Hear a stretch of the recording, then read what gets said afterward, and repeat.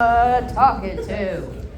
Oh my God, look at all these beautiful degenerates out here tonight. Oh my God, I do love my degenerates, and that is a love term in my reality.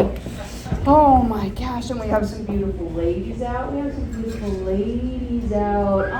gosh. I was out with a girlfriend recently. You know how us ladies do, we like to do our little lunches. Little lunch, little lunch date, have a little chitty chat. I thought we were having a good time. I thought we were having a good little communication. And then she trotted off with this. Tanya, you are over 50. Getting a little old to get by on just your natural good looks. Have you considered wearing more makeup? Oh, wow, yeah, the brass balls on this bitch. Who in the fuck does she think she is? I had no choice but to look her dead in the eye and go, fuck you, Mom. Yeah, they get lippy in their 70s. You got to check them hard and make them remember who's picking out the fucking nursing home. God damn.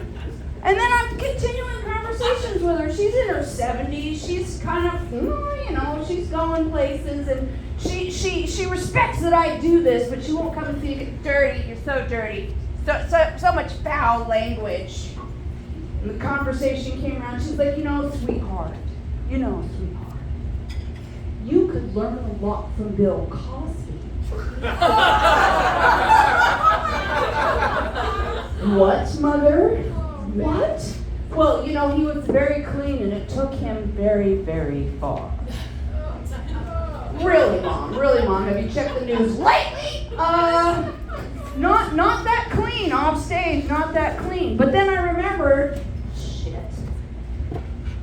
My mom is pretty much always right.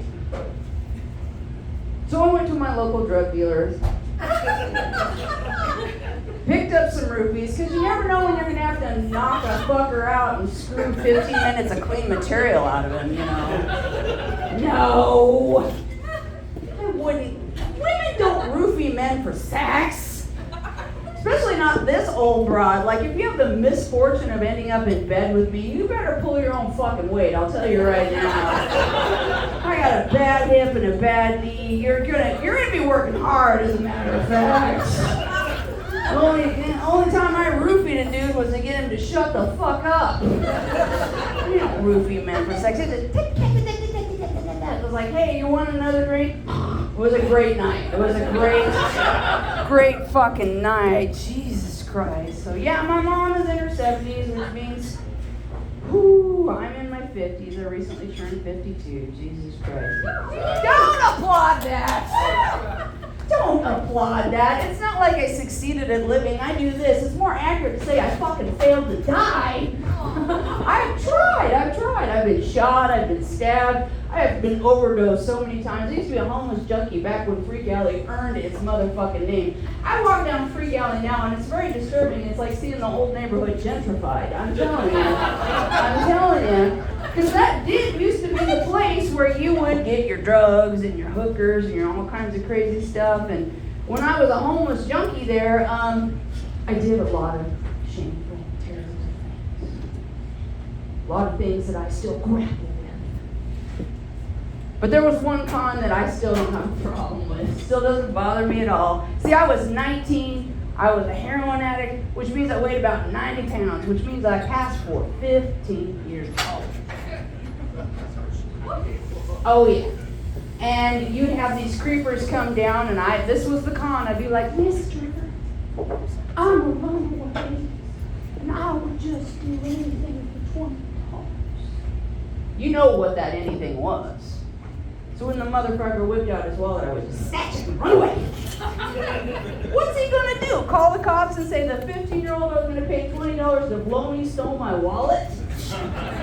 Perfect fucking crime. And he was a bad dude, so I didn't feel so bad about it. But when I sobered up and got a corporate job, started recognizing motherfuckers. Oh, you think you've had a long day at work? Man, I know you from somewhere. I think I still have your ID in a shoebox somewhere. Oh, damn. Corporate America. Anybody else have the joy of working a corporate job? Oh, yeah, lots of fire and enthusiasm there, ain't it? Woo! Corporate America, Jesus Christ. We used to, I see some gray hairs out there shining in the light. We remember when we used to get real benefits and pensions and shit like that? Nah, they don't do that anymore. What do? Employee Appreciation Day.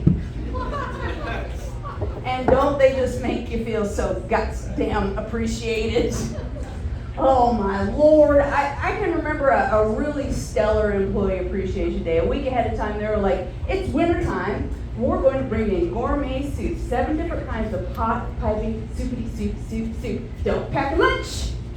All right, we're all in. We show up. You can smell the soup. We're all waiting for lunch. We queue up, 200 of us, ready for our free soup to feel appreciated. What did they fail to bring? Bowls and spoons. Doesn't that make a motherfucker feel appreciated? Oh yes, please, pour the boiling liquid into my naked little hand. Oh yes, oh it's delicious. Now let me lick it off my elbow. I feel so appreciated, corporate overlord. Yes. No, I don't need a raise. I don't need to feed my family. I just need to feel like a real slave. Just appreciate your food. Yeah, which takes me around to, anybody here ever rage quit a job? Woo! I heard a whistle. No, that deserves a woo! Because that is the most satisfying thing you can ever do in your life is rage quit a job. The last job I rage quit, I think I might have gone a little over the top. Because it was literally like, fuck you! Fuck this place! Rip the phone out of the wall, flip the desk over, and kick down the door. I am never coming back! Then I remembered I worked from home. God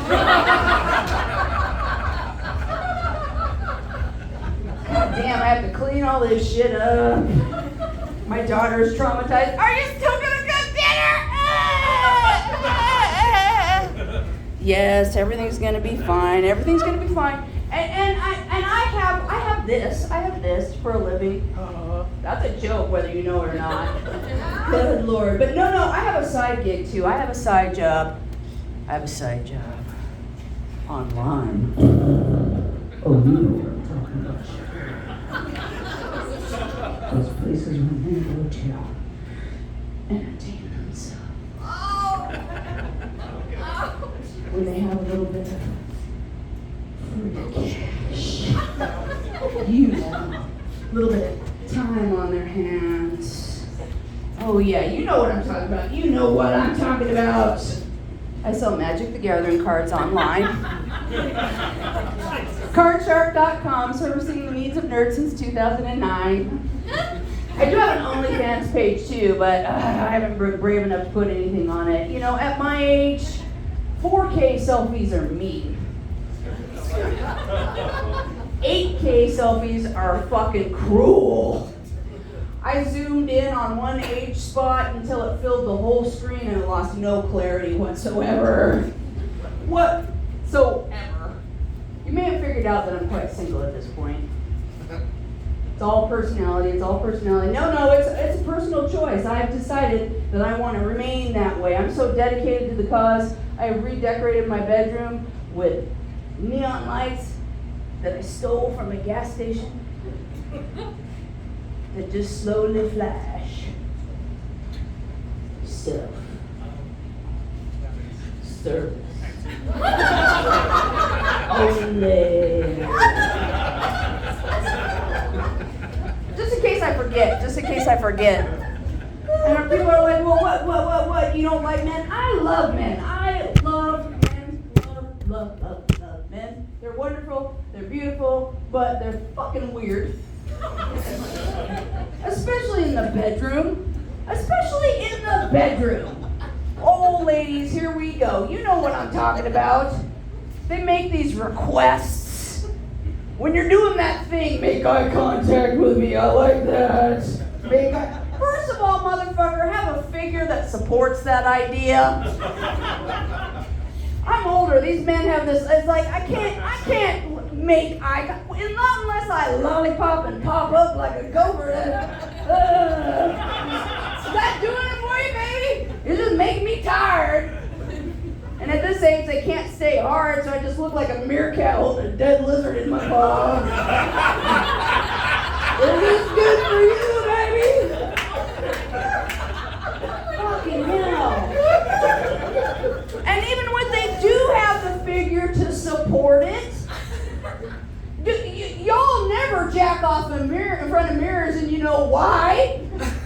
Because of the face you make when you're about to plart. You know in your heart and soul that you look ugly as shit in that moment. I'm supposed to look at you while you look like a gorilla failing a calculus exam? And not laugh? We all know what happens when you laugh at a man with his dick in your mouth. Show's over. Show is over. Good Lord, you can't do that. It doesn't work.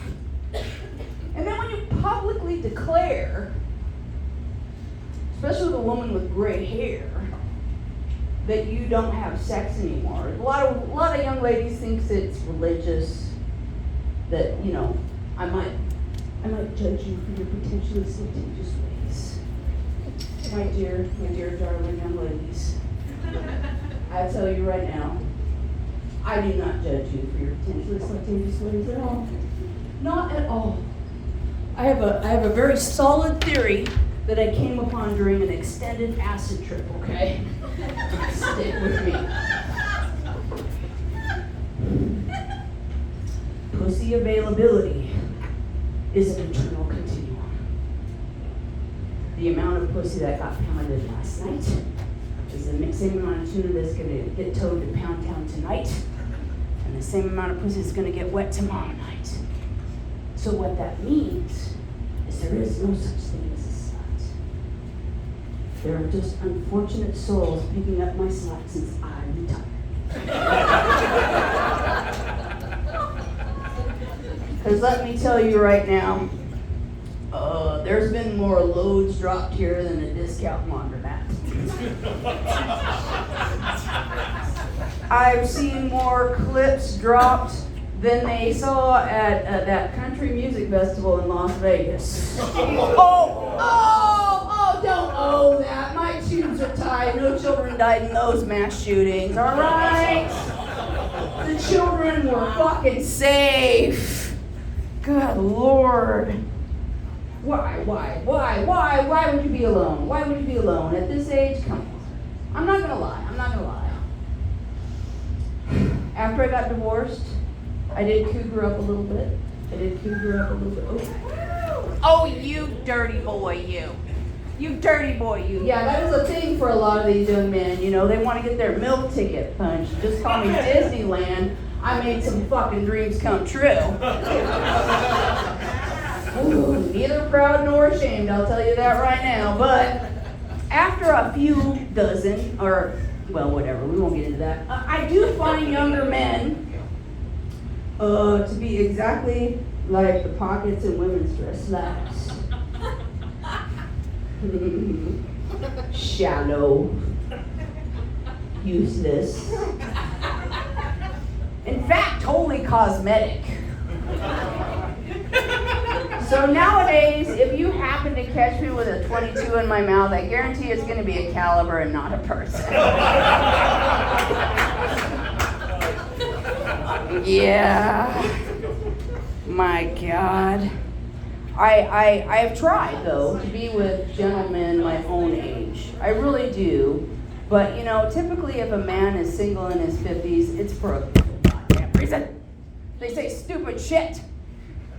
I was hanging with one of my fellow singletons, 55. He was like, Tanya, I have to tell you the truth.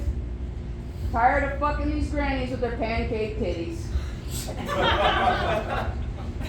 Son, you're 55. 2025, pancakes are on the menu. Just pull out the maple syrup and just dig in. That's what's for dinner. Then I got to thinking about it, and it's like, God damn, I wish I had pancake titties. Because at one point in my life, I weighed over 300 pounds.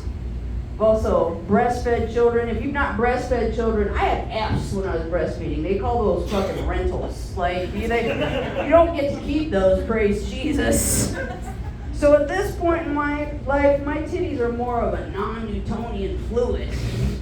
Like, if there is not active pressure on them, they'll just kind of flow.